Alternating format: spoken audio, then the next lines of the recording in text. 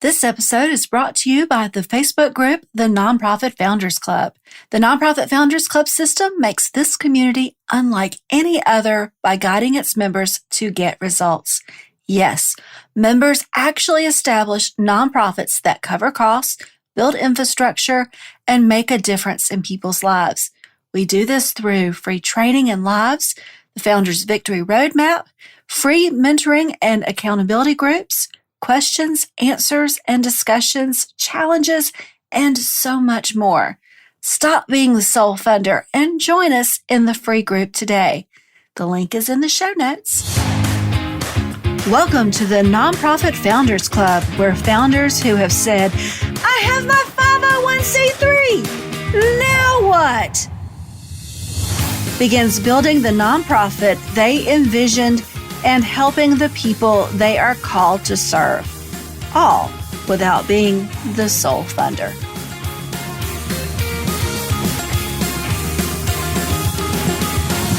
Welcome to the Nonprofit Founders Club. This is a meaty episode, so download the transcript so you can highlight and take notes on your ideas to implement. All right. We have been talking about the Build a Nonprofit framework. And in case you missed it, we talked about last episode, the overall framework. And today we are diving deep into the infrastructure leg of that framework. There are 9 steps that fall into the infrastructure pillar. And that is the topic for today's episode. So, the 9 steps were born after I tried Googling start a nonprofit and found tons of information on the actual steps to create a nonprofit, but nothing about what happens once you have your 501c3. I hear that over and over from founders too. There is a sentiment of, now what? It was out of my frustration that I sat down and researched why new nonprofits fail the first year. My research showed over and over that lack of infrastructure and lack of funding were the 2 main reasons nonprofits fail. So I began asking, what infrastructure builds funding? Let's go ahead and kill 2 birds with 1 stone, right? So what needs to be in place to create a nonprofit that can easily find funding? And that's when the 9 steps were formulated.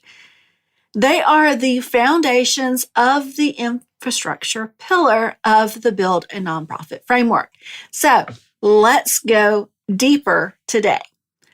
So the first area of the framework is management. And it all starts with your board.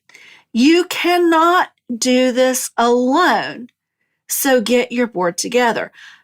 Odds are you have your necessary 3 members of your board because that's the minimum you need to get your tax-exempt status.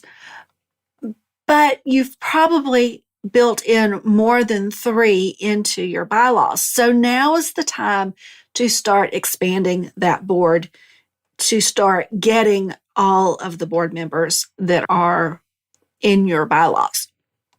So let's talk about the importance of your board by starting with their responsibilities.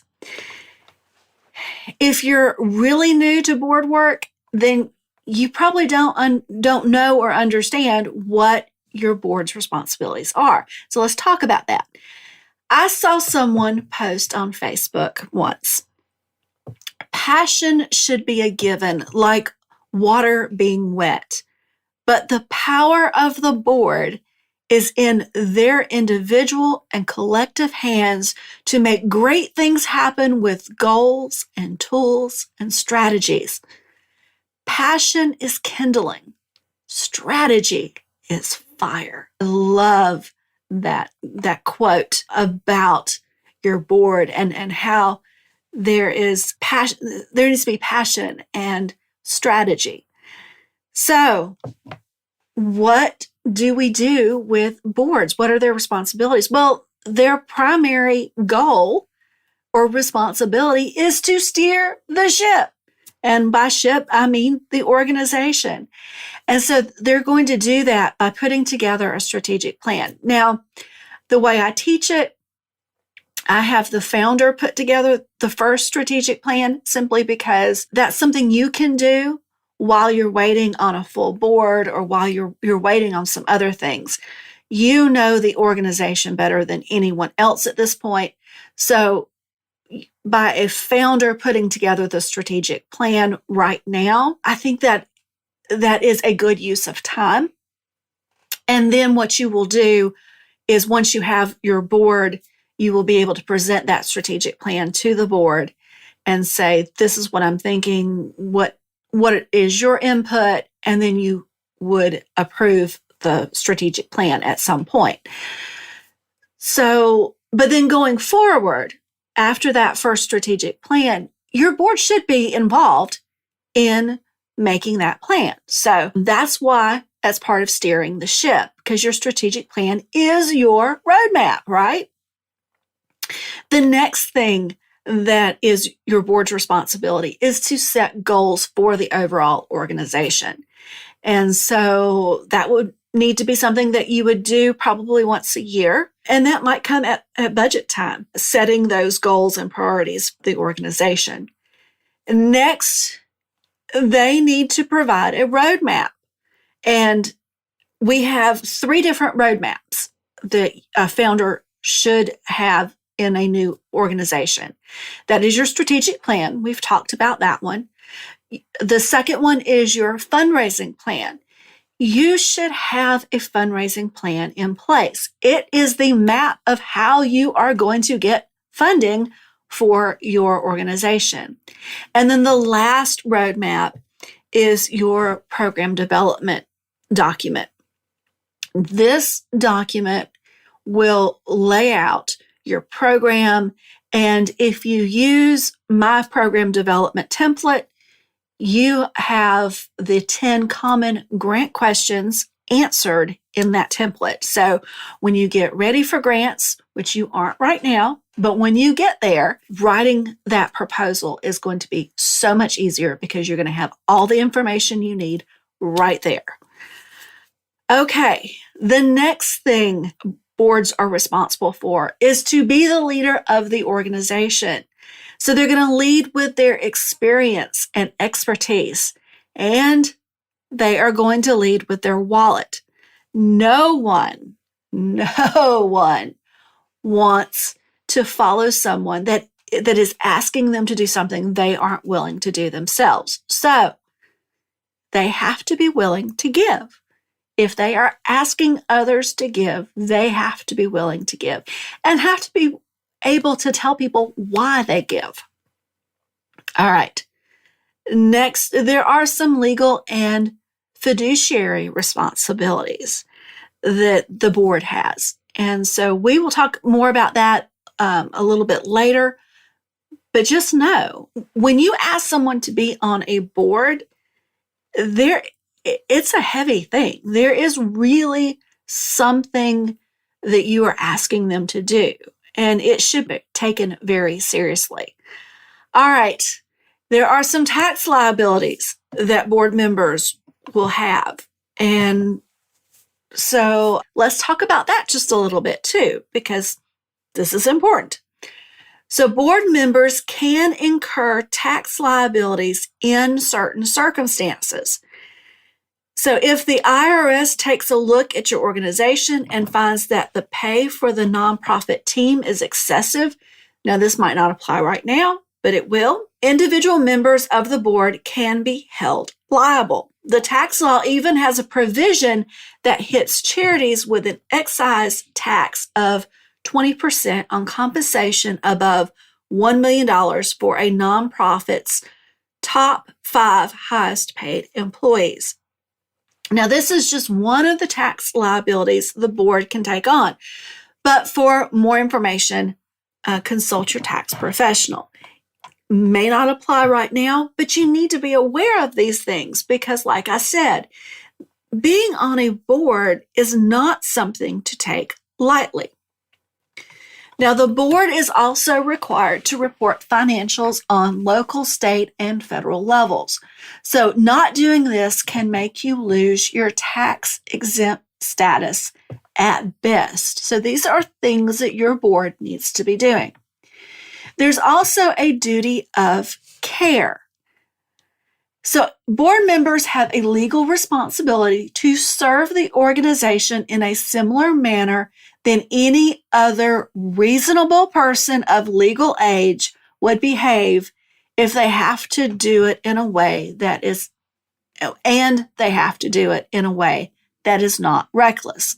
So, example, a misuse of funds, voting themselves a bonus after a profitable fundraising campaign. That is a misuse of funds. So, they have a legal responsibility to make sound decisions. They also have a duty of loyalty. This means each member, separately and as a group of the board, has a responsibility of loyalty to the nonprofit. The way that a board member demonstrates his or her commitment is not by personally gaining from the access or information they obtain. That's an example. All right, duty of obedience. All board members have a legal responsibility to remain faithful and obedient to the organization's mission, vision, and goals. Nonprofits are tax exempt, and boards are entrusted by society to ensure the financial integrity of a group. All right, so here are some action steps to protect the nonprofit. So, annual board training and onboarding. This is so important. Many times I find board members don't really understand what they've gotten themselves into. So, by doing an annual training and doing onboarding as they come on will definitely help in this respect. So, what are some of the things that you would want to train or onboard your members? All right, so first of all, the bylaws. They need a copy of the bylaws. They need to have read the bylaws. They need to understand the bylaws. There's the strategic plan and goals. If you already have those things on paper and in place, they need to know that. They need to see that. They need to know the mission of the organization, the vision for the organization, the fundraising plan, job description, especially if they are officers, the expectations of the organization for their board members, a code of ethics, and to make it easy, Nonprofit Founders U has a free board training. So find the link in the resources section and you can get that free training. That would satisfy your annual training. Okay, next, you need insurance. Not a lot of people understand that there are some states that require you to have insurance, even if you have all volunteers. Like in Georgia, where I am, Georgia requires a workman's comp insurance if you have 3 people in your organization. Volunteer or not, you have to have workman's comp. It is the law. So make sure you have those things that keep you legal. Talk to an attorney and a CPA about any of those things, any of the things that we're talking about that you really need some in-depth information on. I am not an attorney. I am not a CPA. So please consult those professionals. All right. So how does fundraising and the board connect? So fundraising begins with the board and the fundraising committee. Board members lead by giving. People don't like to talk about this, but it has to be said. Board members should be getting in donations and or giving themselves. It's what leaders do. They should help execute plans, especially if you are a working board, which if you are a new nonprofit, your board is a working board. So they need to help execute those plans. This might mean participating in a fundraising or rolling up their sleeves and doing the work when you are a new nonprofit. They should also not think small, like a civic organization. They will help you think of fundraisers that will bring in larger amounts of money. So no more events of the month.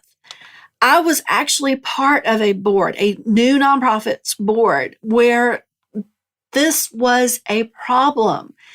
Everyone on the board, when they came up with fundraisers for the nonprofit, it was the fundraiser of the month.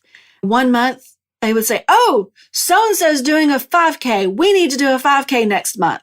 You don't put together a 5K in a month. Can't happen. But that's what they wanted. Or, let's go sell donuts. These are small thinking fundraisers, and they're not going to get you very far. So your board needs to start thinking on larger scales. Fundraising plan will help you do that. All right, now, a question everybody wants to know. How do you find board members? Well, first of all, you figure out what skill set that you need and which ones. So, how do you find board members? Figure out what skill sets you and your organization needs. So, how do you find board members? Figure out what skill sets your nonprofit needs. And don't stack the skills. I see this in so many boards. So what do I mean by stacking skills? Stacking skills happens when you have too many people with the same skill set. You will have a large gap in what you have and what you need. An example would be having 2 or 3 marketing people, but no one with bookkeeping or organization skills. So don't stack your skills. Make your list and contact people. Once you know what skill sets you need, that's what you do. So make a list of 20 people. Have your board help you make this list and make sure when you talk to these people, you are sharing your vision and your passion because it will be contagious. So when you're making your list, you start with people you know, and then you ask your board for people they know. That's where you start. Next, you have a strategic plan. The strategic plan will help you decide who you are as an organization and where you want to go. Do not skip this step. It includes a minimum. So here is the table of contents for a strategic plan. You're going to have an executive summary, an organizational description, your mission statement, your vision statement, your value statement, and your goals and strategies. That is a very basic and simple strategic plan, and that is the outline for it. Okay. The free Nonprofit Founders Club Facebook group has a template for a strategic plan available to its members. So if you want the actual template, join the Nonprofit Founders Club free Facebook group. The paid membership Nonprofit Founders Society has a lesson that walks you through the process of writing your strategic plan. So if you want a little bit more handholding, you can join the membership and get that lesson to walk you through that strategic plan. So I'll put those links in the resource list. All right. So now think big picture on this step. It should be a 5-year plan. Where do you want to be in 5 years? This is truly a 30,000-foot view. It has milestones for each goal, but that is as far as a strategic plan goes. Think of it as a zoomed out view of Google Maps. It has a pin of where you are and a pin of where you want to be and a line connecting them, but no other information. You will need to attach a 5-year strategic plan when you start applying for grants in a few years. So this is really an important step. Some examples of things you may want to accomplish in the next 5 years may be a physical location, a program to further your mission, to raise X amount of money, or to be grant ready in year 3. All right, now we are moving on to the tactical plan and budget. The tactical plan is a step-by-step action plan to your 5-year goals. Now, going back to my Google Maps analogy, this is when you put in your location and your destination and click directions. So you're going to write out each goal in your strategic plan and ask yourself, what will we need to do this year towards the goal? So an example would be a strategic goal to be grant ready in 3 years. All right. Then the action steps would include deciding what project you would want to fund through grants and measure outcomes for 2 to 3 years. It would also include getting the documentation together that grants require. Right now, you're going to write a budget to go with your tactical plan. This will become your yearly budget. It's also called your general operating budget. I will add here that your fundraising committee can be working on the fundraising plan during this step. They will want to add their budget to your general operating budget. All right, next we have program development.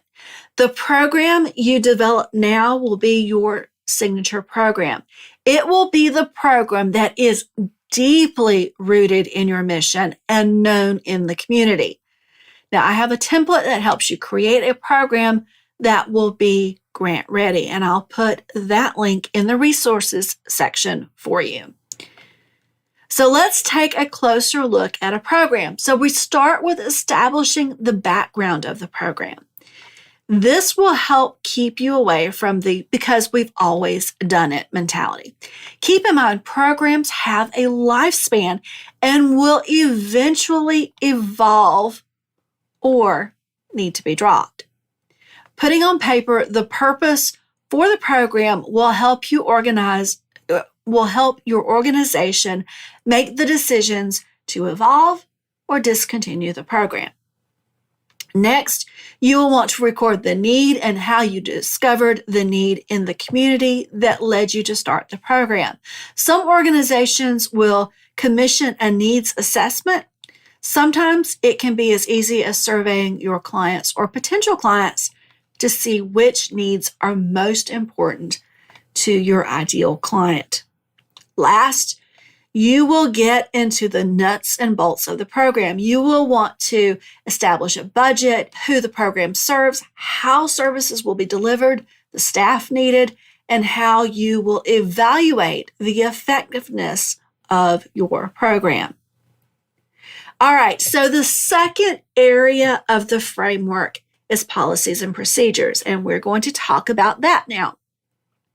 So we have management policies and procedures. Now, a policy is a written set of rules that all board members, staff, and volunteers have to follow. Procedures are steps to follow to get a desired result. This is important to know. Some examples of policies needed by the IRS Form 990 and your first policies you will need include. All right, get your pen and paper ready. We are going through the list. There are 9 of them. So, first is the conflict of interest policy. You'll find this on part Sixth section, there's a question on the IRS Form 990. So you need the conflict of interest policy. You'll need the executive compensation approval process. You'll need the document retention and destruction policy.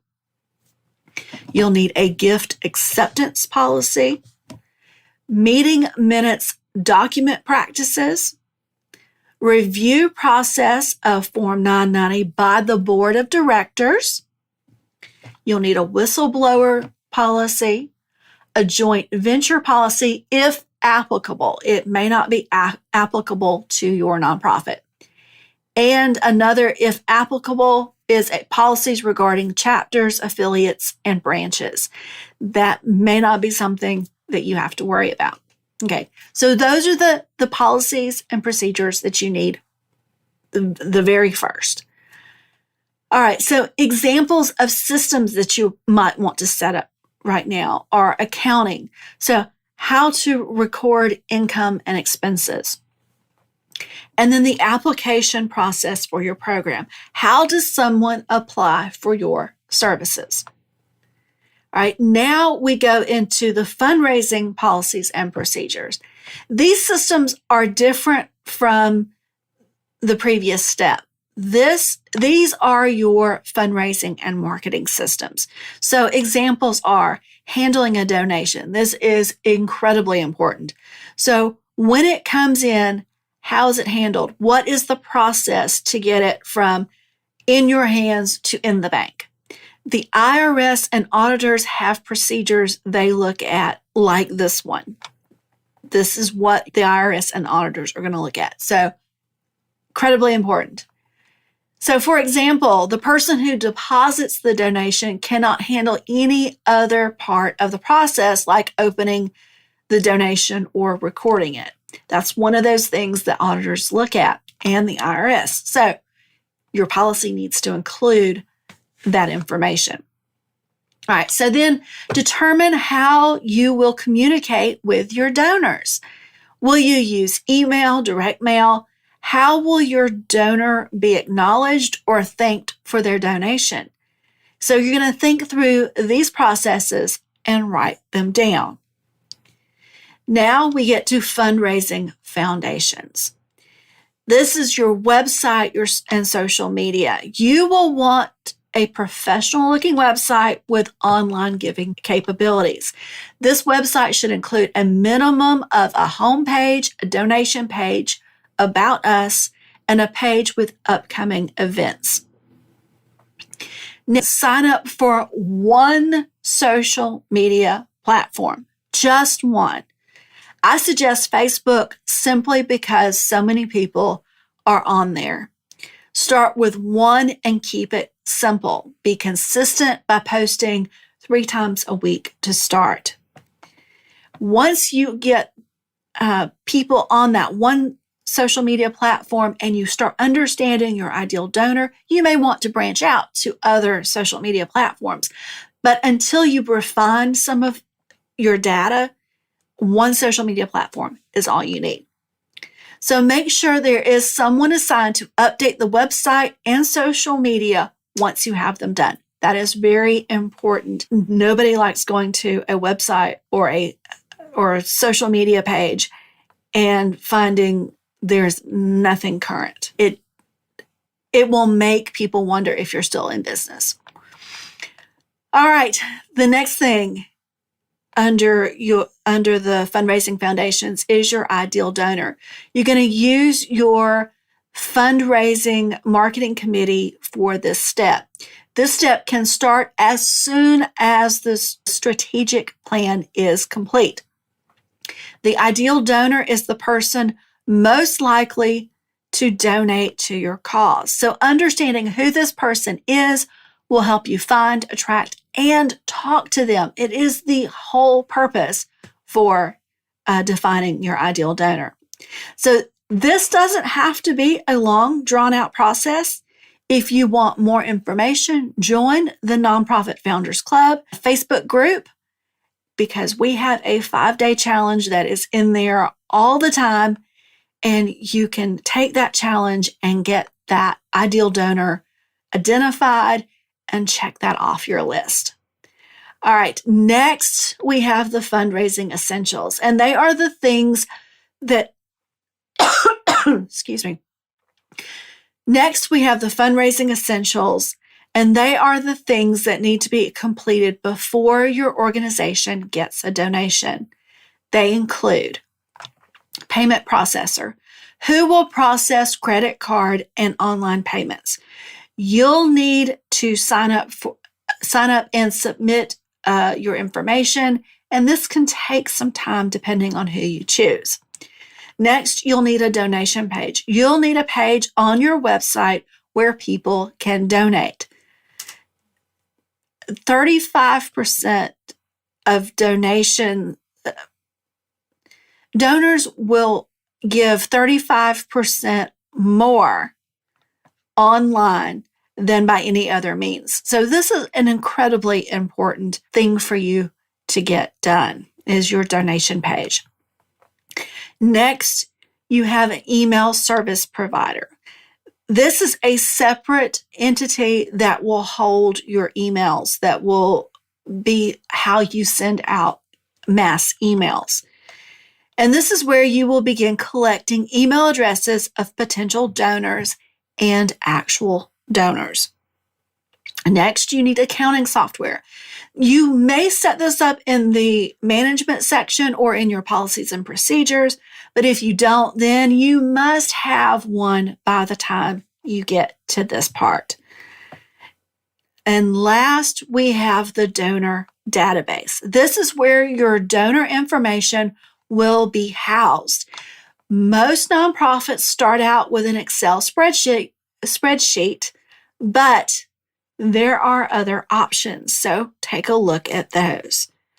All right, that's an in-depth look at the infrastructure leg of the framework. This leg allows you to set up the infrastructure needed to raise funds. So now it's time to get to work. That's it for the Nonprofit Founders Club podcast. Hit subscribe so you won't miss the next episode. In the meantime, keep building your nonprofit so you can help those you are called to serve.